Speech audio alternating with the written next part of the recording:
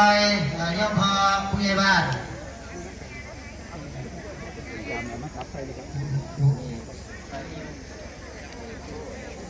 อันนี้แนวผู้ซอยได้ใช่สิเดี๋ยวอีกอันนี้อื่นเป็นเท่าครับคุณโยมที่มีแม่ท้องโค้งไปด้านคุณก็ได้โค้งไปทางคุณก็ได้โค้งไปทางคุณเด้อคุณโยมเด้อเขาเด้อวนไปทางคุณก็ได้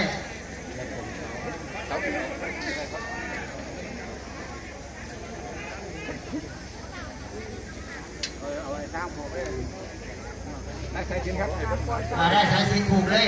ข้ามแล้วก็ดึงมาทางพระคุณเจ้าคนอันที่3เด้อครับจะตามเสาเด้อขยับเข้ามานี่ก็ได้คุณโยมขยับเข้ามานี่ก็หยุดคุณที่มีแผ่นทองจะออกไปถ่ายรูปตั้งกดก่อน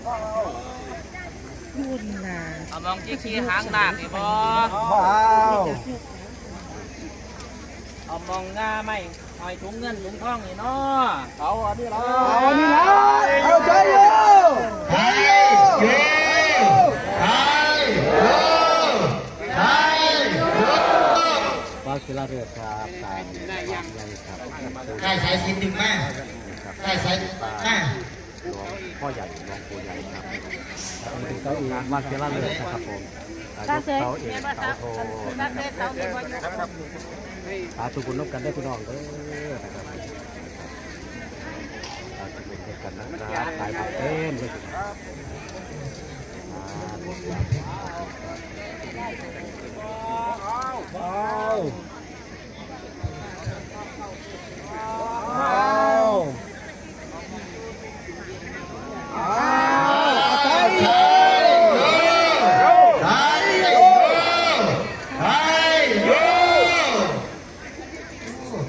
คนแห้งได้บาท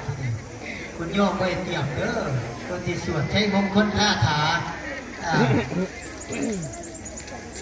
ดึงได้ไหมดึงได้ต่อไป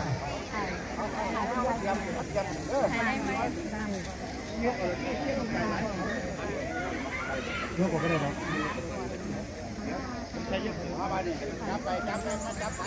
มาคาเล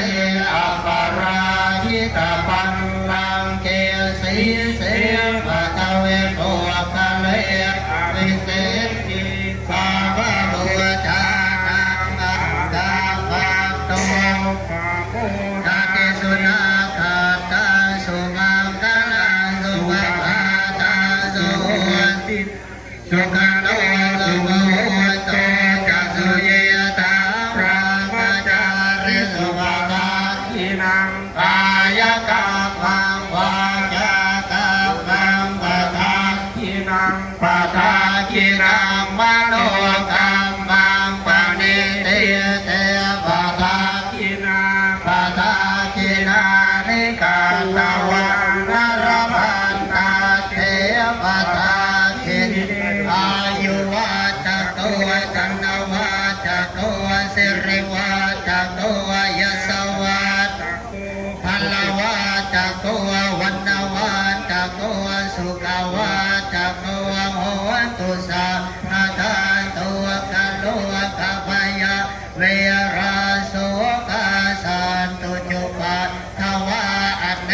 กาอันตระยาเปวินาสันตุจเต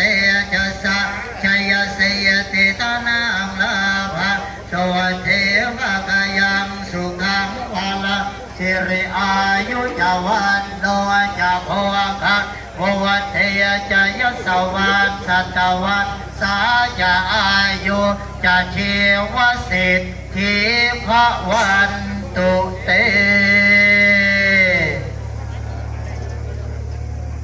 สาธุใช่โยใช่โยใช่โย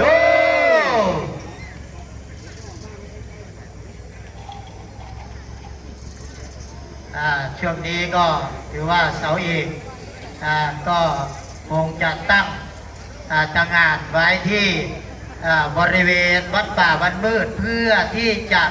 ทำการสร้างองค์หลวงพ่อองค์ใหญ่ประดิษฐานไว้ที่วัดป่าบ้านมืด โดยประธานฝ่ายคารวะท่านคุณโยมแม่ครูหอมหวนและท่านคุณโยมพ่ออาจารย์สมกิจบ่อทองถือว่านำคณะ FC คณะญาติโยมทุกท่านทุกคนได้ร่วมบุญร่วมกุศลร่วมกันนะแย่ได้มาใส่อีกเสาหนึ่ง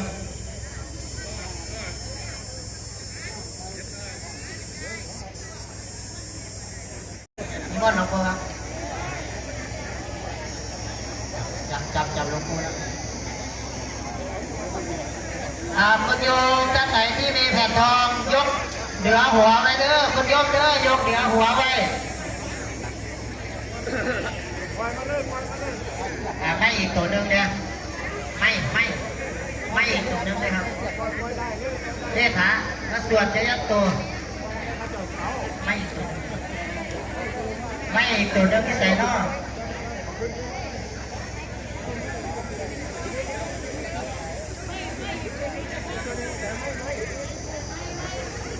ไม่เลขาที่พวกไปตลอดพิษเนาะ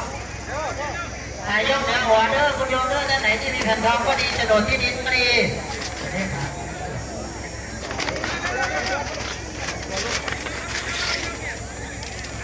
ยันเคียนโลกจะไหม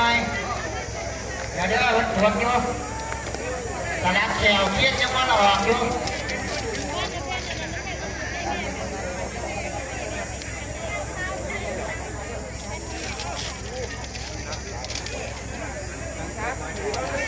เ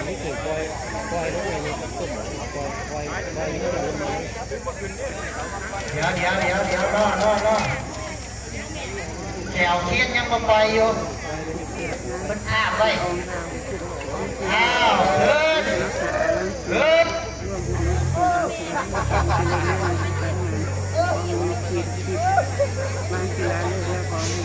จากนมัสการพระเดชพระคุณท่านหลวงปู่พระเดียงวัสดุประธานฝ่ายสงฆ์ได้วางแผนกีฬาแล้วก็